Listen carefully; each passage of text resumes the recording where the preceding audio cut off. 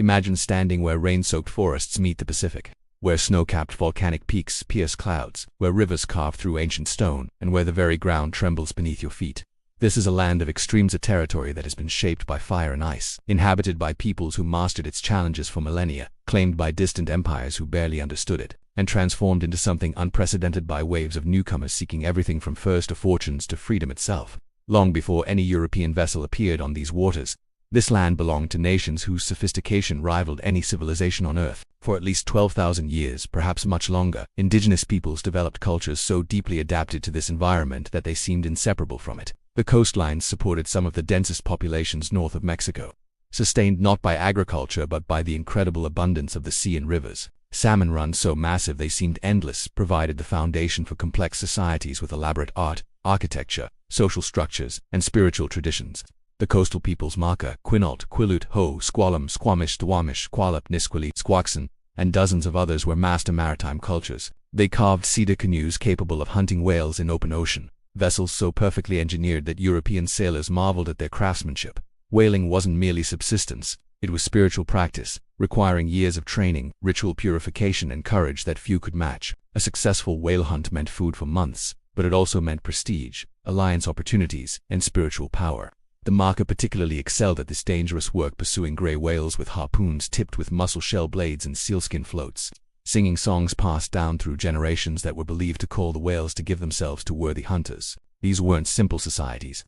Villages featured massive cedar longhouses, some over 60 feet long, housing extended families in carefully organized social hierarchies. House posts were carved with family crests and ancestral stories, transforming architecture into historical records. The potlatch ceremony, misunderstood and eventually banned by governments who couldn't grasp its complexity, served as the primary mechanism for wealth redistribution, alliance building, status validation, and historical preservation. At a potlatch, a host might give away everything they owned: blankets, carved boxes, slaves, even canoes to guests who would remember these gifts and reciprocate when they hosted their own ceremonies. This system prevented wealth concentration and bound communities together through mutual obligation. Artistic achievements were extraordinary. Bentwood boxes created by steaming and bending single planks of cedar demonstrated technical mastery. Woven baskets were so tightly constructed they could hold water. Chilcat blankets, woven from mountain goat wool and cedar bark, took months to create and were valued across the entire northwest coast. Totem poles told family histories and mythological stories through carved and painted figures that required specialized knowledge to fully understand. These were unprimitive decorations but sophisticated systems of recording history and asserting identity in societies without written language. Inland, different nations adapted to different landscapes. The Yakima, Spokane, Colville, Nez Perce, and others of the interior plateau country lived in a drier environment where salmon remained crucial but root vegetables, berries, and game provided additional sustenance. They developed entirely different technologies and social structures than coastal peoples. Summer saw movement to high country fishing camps and berry gathering grounds. Winter meant settling in semi-permanent villages in protected valleys. These peoples were renowned horsemen after horses, escaped from Spanish settlements hundreds of miles south, spread northward in the 18th century, revolutionizing transportation and warfare. The spiritual lives of all these nations were rich and complex. The natural world was understood as filled with spiritual beings who could be generous or dangerous depending on how humans behaved. Salmon weren't merely food but relatives who gave themselves to humans and deserved honor and respect in return. First salmon ceremonies thanked returning fish and ensured they would continue coming. Mountains, particularly the great volcanic peaks, were recognized as powerful beings. Stories explained the landscape's creation, taught moral lessons, and preserved knowledge about survival and proper behavior. Then strangers arrived from across the ocean. The first documented European contact came in 1774 when Spanish explorer Juan Perez sailed along the outer coast, though indigenous oral histories suggest earlier encounters. In 1775, Spanish explorers Bruno de Hezeta and Juan Francisco de la Bodega y Cuadra made landfall, claiming the territory for Spain. These expeditions were reconnaissance missions from New Spain, motivated by concerns that Russian expansion southward from Alaska might threaten Spanish interests. But Spain was stretched thin, its empire already in decline, and these distant northern waters remained peripheral to its real concerns in Mexico and South America. British explorer James Cook arrived in 1778, seeking the fabled Northwest Passage and instead finding a coast rich in sea otter pelts that could command extraordinary prices in Chinese markets. Cook's crew traded metal goods for furs, returned to China, and discovered they could sell those furs for fortunes. Word spread. Within years, British, American, Spanish, and Russian ships competed for furs along the coast, initiating the maritime fur trade that would transform indigenous societies and eventually draw these waters into global commerce. The maritime fur trade created complex relationships between Europeans and indigenous peoples. Coastal nations initially controlled these exchanges, trading from positions of strength. They were expert negotiators who played competing Europeans against each other, demanding better prices and refusing trade when terms weren't favorable. Chiefs accumulated wealth through controlling trade access, which they redistributed through potlatches, enhancing their status and extending their political influence. But the trade also introduced diseases, smallpox, measles, influenzas that devastated populations lacking immunity. Some communities lost 90% of their people within decades. Social structures collapsed. Survivors gathered in remnant communities, combining traditions from multiple nations. British explorer George Vancouver conducted extensive surveys of the inland waters in 1792, mapping what would become Puget Sound and establishing British claims through exploration, if not settlement. That same year, American trader Robert Gray entered the mouth of the massive river that indigenous peoples had lived along for millennia. He named it the Columbia after his ship, claimed it for the United States, and established American interest in a region that remained legally unresolved. These overlapping claims, Spanish, British, Russian, and American, would create diplomatic tensions for decades. The Lewis and Clark expedition reached the Columbia River in 1805 after crossing the continent, establishing an American overland route and strengthening U.S. territorial claims. The expedition's journals described incredible salmon abundance, dense forests, and indigenous peoples living in permanent villages quite unlike the nomadic plains tribes they'd encountered earlier. They spent a miserable winter near the coast, cold and wet, and surviving largely on gifts from indigenous peoples, then returned east with information that would eventually draw American settlement. The Northwest Company and Hudson's Bay Company, British fur trading enterprises, established posts in the interior, creating permanent European presence for the first time. Fort Vancouver, established in 1825 by the Hudson's Bay Company under the leadership of Dr. John McLaughlin, became the commercial hub of the entire Pacific Northwest. McLaughlin, who ruled the fort like a feudal lord, attempted to monopolize the fur trade while also establishing farms, sawmills, and other industries. He employed French-Canadian voyageurs, Hawaiian laborers, Scottish traders, and indigenous peoples in a multicultural enterprise focused entirely on extracting wealth from the land and waters. The 1818 Treaty of Joint Occupation between the United States and Britain established that both nations could operate in the territory without prejudice to either's claims, essentially postponing conflict over sovereignty. This unusual arrangement worked reasonably well while the region remained sparsely populated by settlers. But it couldn't survive the approaching American expansionism. American missionaries arrived in the 1830s, believing they could save indigenous souls. Marcus and Narcissa Whitman established a mission among the Cayuse people in 1836, attempting to convert them to Christianity and convince them to adopt American-style agriculture. The Whitmans fundamentally misunderstood the people they sought to save, showing little respect for Cayuse culture and creating tensions that would end in tragedy. When a measles epidemic introduced by American immigrants killed nearly half the Cayuse in 1847, some Cayuse concluded the Whitmans were using poison. Cayuse warriors attacked the mission, killing the Whitmans and 12 others in what became known as the Whitman Massacre. The killings provided justification for American military action against indigenous peoples and accelerated white settlement by creating a narrative of indigenous savagery that required civilization's intervention. The Oregon Trail began bringing American settlers in significant numbers in the 1840s. Most passed through to settle in the Willamette Valley to the south, but some stopped in the northern territories. These settlers brought families, livestock, and determination to claim land they believed was theirs by divine right. They had little interest in British claims or indigenous sovereignty. They wanted farms, and they were willing to fight for them. The boundary dispute between Britain and the United States intensified as settlement increased. American expansionists demanded all territory up to Russian Alaska, captured in the slogan 54-40 or fight. British interests, particularly the Hudson's Bay Company, wanted to maintain access to the Columbia River. Compromise came in the Oregon Treaty of 1846, which established the 49th parallel as the boundary, giving Britain what became British Columbia and giving the United States everything south of that line. The treaty was reached partly because Britain faced greater concerns in Europe and partly because American settlement was making British control increasingly untenable. Indigenous peoples, who had occupied and governed this territory for millennia, were never consulted and received nothing. Territorial status came in 1853 when the northern portion was separated from Oregon Territory and named Washington Territory after the first president. Isaac Stevens became the first territorial governor, tasked with opening the territory to settlement by negotiating treaties with indigenous nations. Stevens approached this assignment with brutal efficiency. Between 1854 and 1856, he negotiated a series of treaties: the Medicine Creek Treaty, the Point Elliott Treaty, the Point-No Point Treaty, and others that ceded millions of acres to the United States in exchange for small reservations and promises of payments, fishing rights, and protection. These treaties were negotiated through intimidation and deception, with Stevens threatening military action if chiefs didn't sign. Many indigenous leaders didn't understand what they were signing, as translations were inadequate and the very concept of selling land was foreign to their worldviews. Resistance was inevitable. The Yakima War erupted in 1855 when Yakima warriors, led by Chief Kamiakin, attacked miners crossing their territory. The conflict spread as other nations joined, realizing that Stevens's treaties meant the destruction of their ways of life. The U.S. Army responded with overwhelming force, attacking villages and destroying food supplies.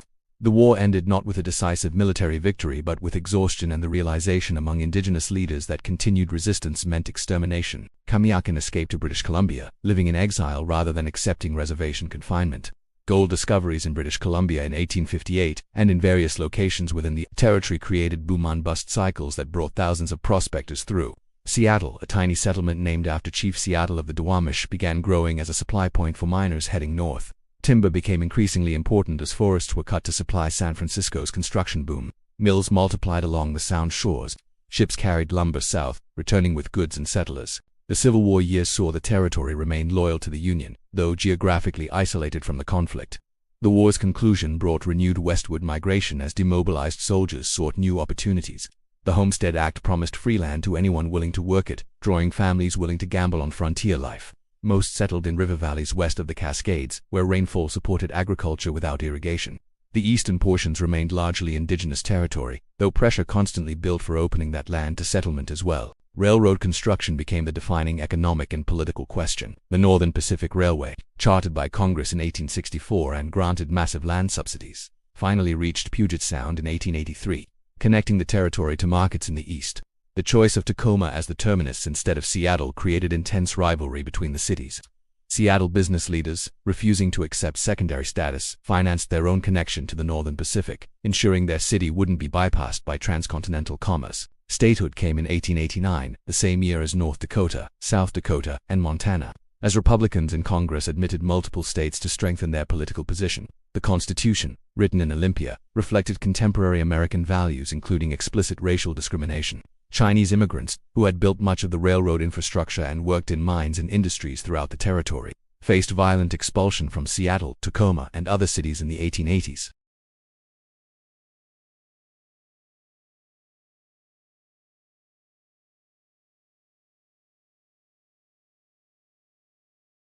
The young state's economy centered on extracting natural resources. Timber dominated. The forests west of the Cascades contained some of the largest trees on Earth: Douglas fir, Sitka spruce, western red cedar, western hemlock that had been growing for centuries. Logging technology advanced from axes and handsaws to steam-powered equipment that could fell and mill these giants efficiently. Logging camps, rough and dangerous places where men worked 12-hour days in conditions that killed and maimed regularly, spread throughout the forests.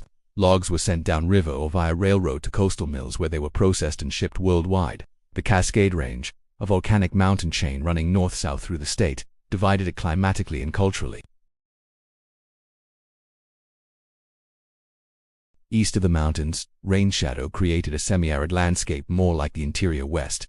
These regions developed almost as separate territories with different economies, politics, and identities. Western urban areas grew dense and progressive, while eastern agricultural regions remained rural and conservative, a divide that persists today. Agriculture developed differently in each region. Western valleys supported dairy farming and crops that tolerated rain. Eastern regions, once irrigated, became extraordinarily productive for wheat, apples, and other crops. The completion of irrigation projects transformed landscapes.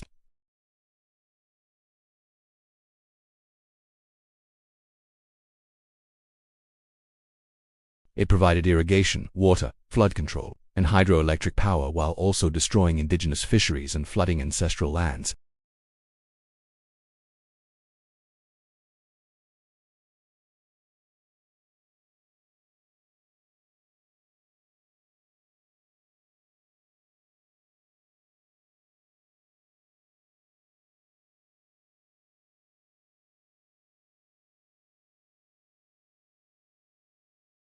The Everett Massacre of 1916, when vigilantes and law enforcement opened fire on Union members arriving by boat, killing at least 5, demonstrated how violently owners and authorities would resist organizing. The Seattle General Strike of 1919, the first general strike in American history, saw 60,000 workers walk off jobs in a 5-day demonstration of labor solidarity that terrified business leaders and drew national attention.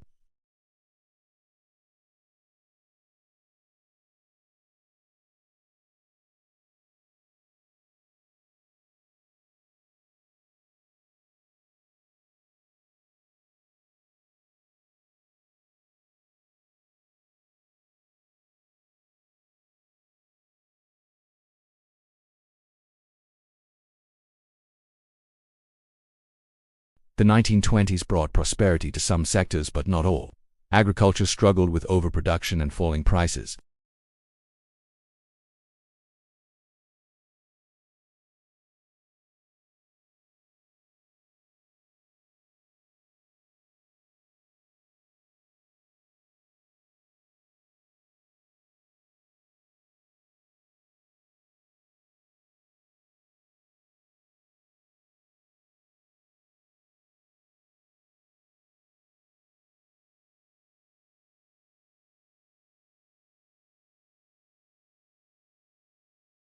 The election of Franklin Roosevelt and the implementation of New Deal programs brought hope and employment through public works projects. The construction of Grand Coulee Dam and other projects employed thousands and created infrastructure that would enable future prosperity. World War II transformed everything. The Boeing Company expanded massively to produce B-17 Flying Fortress bombers and later B-29 Superfortress bombers that would carry the war to Japan. Shipyards worked around the clock building warships and cargo vessels. Hundreds of thousands of workers migrated to take defense jobs, dramatically increasing populations in Puget Sound cities. Housing construction couldn't keep pace. Workers lived in hastily built barracks, trailers, and any available space.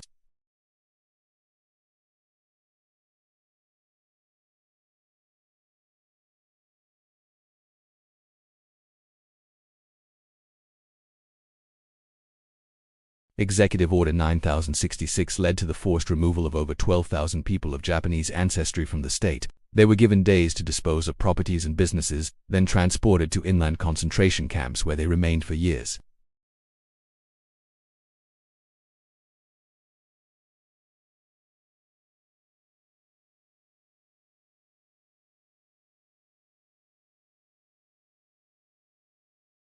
The injustice was obvious even at the time to anyone willing to see it, yet most citizens either supported or accepted the policy. The post-war boom continued many wartime trends. Boeing shifted from military to commercial aircraft production, developing the 707 jet airliner that would revolutionize air travel. Suburbs exploded outward as returning veterans used GI Bill benefits to buy houses and developments consuming former farmland. Freeways constructed to accommodate automobile-dependent lifestyles reshaped urban landscapes.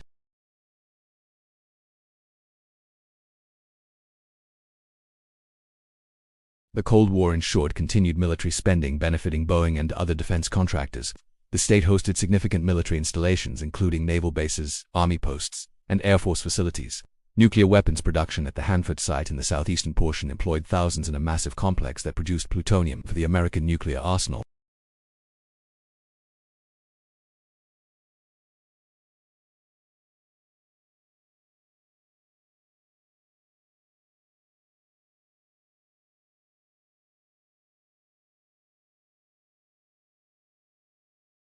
The civil rights movement had particular resonance as the state's African American population, which had grown significantly during wartime migration, faced housing discrimination, police brutality, and other forms of racism. The Black Panther Party established a Seattle chapter that operated free breakfast programs and challenged police practices. The 1968 assassination of Martin Luther King Jr. sparked riots that caused property damage and brought National Guard troops to Seattle streets. Native American activism surged in this period. The fish-in movement, modeled on civil rights sit-ins, challenged state restrictions on treaty-guaranteed fishing rights.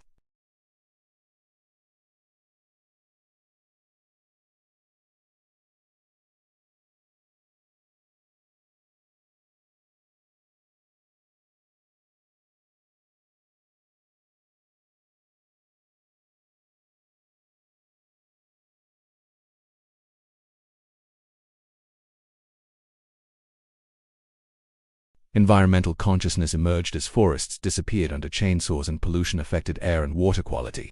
The 1962 World's Fair in Seattle, themed around space and science, also featured environmental exhibits highlighting ecological concerns.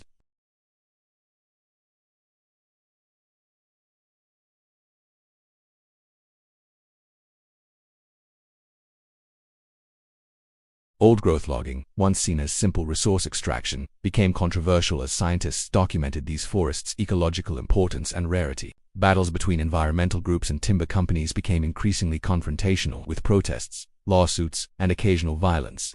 Boeing's dominance made the economy vulnerable to aerospace industry cycles. The Boeing bust of 1969 to 1971, when massive layoffs followed military and commercial contract reductions, demonstrated this painfully. Unemployment spiked. Population actually declined as workers left seeking jobs elsewhere.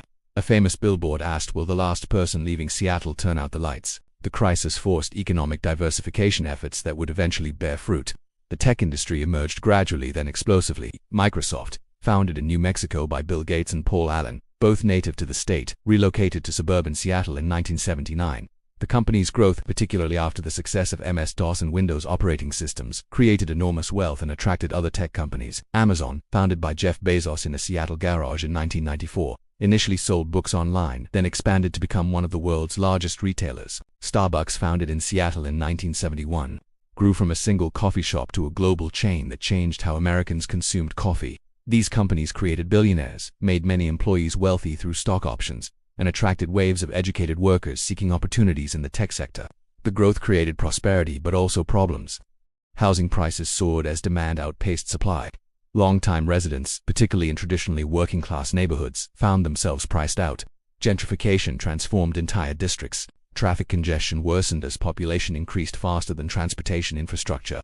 Income inequality increased dramatically as tech salaries distorted labor markets. The wealth concentration became visible in contrasts between affluent neighborhoods with million-dollar homes and homeless encampments under freeway overpasses. The Mount St. Helens eruption in 1980 demonstrated the ongoing geological violence shaping the landscape. The volcano, dormant for over a century, began showing signs of activity in March. On May 18, a massive landslide triggered an eruption that killed 57 people, destroyed hundreds of square miles of forest, sent ash clouds around the world, and reminded everyone that the Cascade volcanoes remained active and dangerous. The eruption's anniversary is remembered not just as a geological event but as a cultural moment when nature demonstrated power that human technology couldn't predict or prevent.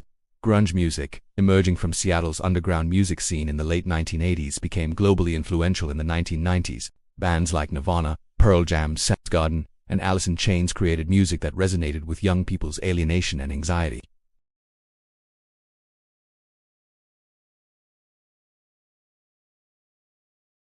Grunge's success brought media attention to Seattle, creating a cultural moment where the city seemed like the center of youth culture.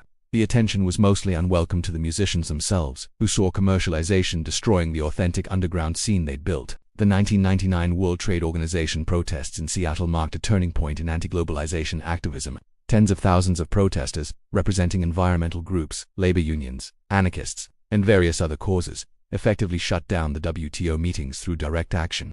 The police response, including tear gas and rubber bullets used against non-violent protesters and random bystanders, shocked residents and drew international attention. The Battle of Seattle demonstrated that opposition to corporate globalization could mobilize diverse coalitions and that protest tactics developed in earlier eras remained relevant. The September 11 attacks in 2001 affected the state deeply despite occurring across the continent. Boeing's connection to aviation made the attacks feel personal. Security measures at airports and military bases increased dramatically. Muslim and Arab communities faced harassment and discrimination. The wars in Afghanistan and Iraq saw thousands of service members deployed from bases in the state, with some never returning. The Great Recession beginning in 2007 hit hard. The construction industry collapsed. Unemployment spiked. State revenues declined, forcing budget cuts to education and services. Yet the tech industry weathered the storm better than most sectors. Amazon continued expanding. Microsoft remained profitable. The economic divide between those working in tech and those in traditional industries widened further. Same-sex marriage became legal in the state in 2012 after voters approved a referendum, making it one of the first states to affirm marriage equality through popular vote rather than court decision. Cannabis legalization, approved by voters in 2012, made the state one of the first to allow recreational marijuana sales. The policy represented pragmatic harm reduction and recognition that prohibition had failed, but also created new industries and tax revenues while raising complex questions about impaired driving, workplace policies, and federal law conflicts. The fight for a $15 minimum wage, pioneered in Seattle in 2014, became a national movement. Labor activists argued that living wages were fundamental rights and that wealthy cities could afford to pay workers enough to survive.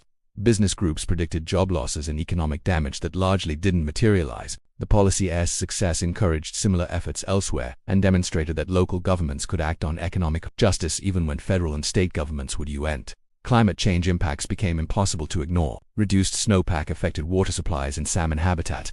Ocean acidification threatened shellfish industries. Wildfires, while less catastrophic than in drier regions, increased in frequency and intensity. The 2015 fire season was particularly severe, blanketing the region in smoke for weeks and causing health problems. Glaciers on Cascade peaks, already shrinking for over a century, accelerated their retreat. Scientists warned that some might disappear entirely within decades. The 2016 presidential election created deep political divisions. Urban areas voted overwhelmingly against Trump, while rural areas supported him strongly. The state overall went Democratic, but the divide between urban and rural, progressive and conservative, felt wider than ever. Protests against Trump's presidency drew tens of thousands. Conservative residents in rural areas felt ignored and disrespected by urban liberals who dominated state politics. The COVID-19 pandemic reached the state first among U.S. states, with the first confirmed death occurring at a nursing home in February 2020. The state implemented strict lockdowns early, closing businesses and schools, requiring masks, and restricting gatherings. The measures slowed spread but created economic devastation for small businesses and service workers. Political battles over public health measures mirrored national conflicts. The pandemic accelerated trends already underway, particularly regarding remote work and urban housing patterns. As some workers permanently relocated to more affordable areas, the racial justice protests following George Floyd's murder in 2020 drew massive participation. In Seattle, protests lasted weeks, sometimes turning violent as police and protesters clashed. The Capitol Hill Autonomous Zone, briefly established in Seattle's Capitol Hill neighborhood, became national news as protesters occupied several blocks, excluding police and declaring it liberated territory. Conservative media portrayed it as dangerous anarchy, while supporters saw it as a legitimate protest against police violence. The occupation ended after several weeks when shootings occurred within the zone and the mayor ordered police to clear it. Amazon's growth made it simultaneously the state's largest employer and most controversial company. The company's downtown Seattle campus transformed entire neighborhoods. The Spheres, 3 intersecting glass domes, housing indoor gardens where employees could work, symbolized both the company's innovation and its dominance. Yet Amazon faced criticism for warehouse working conditions, anti-union activities, tax avoidance, and impacts on small businesses. When the company announced it would search for a location for a second headquarters, the economic impact on Seattle raised questions about whether tech company concentration created unhealthy dependencies. Homelessness reached crisis levels as housing costs skyrocketed. Tent encampments appeared throughout cities, visible symbols of inequality and system failure.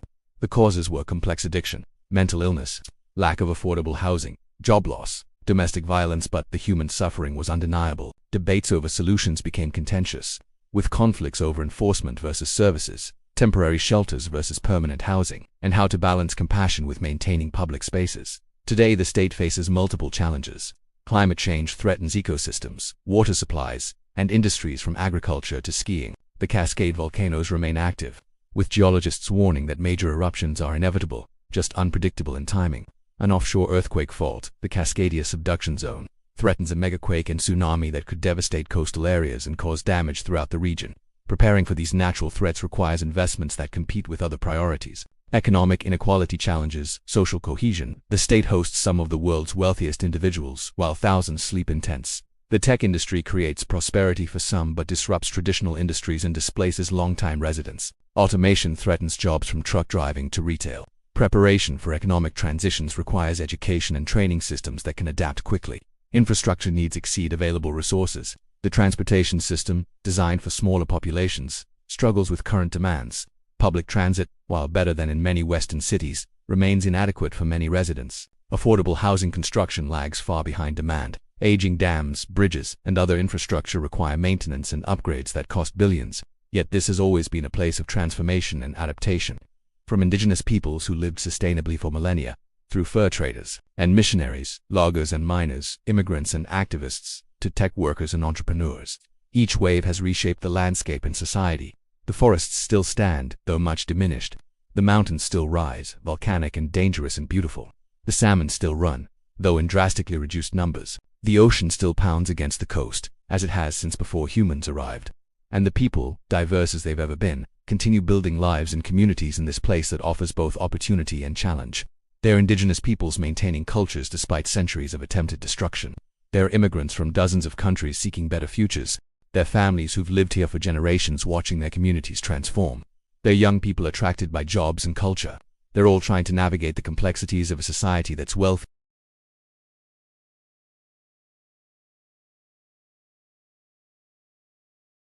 but the human drama of people trying to create something worth preserving in a place that demands constant adaptation. The history isn't finished. It's being written now, in choices being made about climate and housing, justice and opportunity, preservation and change. And those choices will determine whether this place can be home to everyone, or just the lucky few.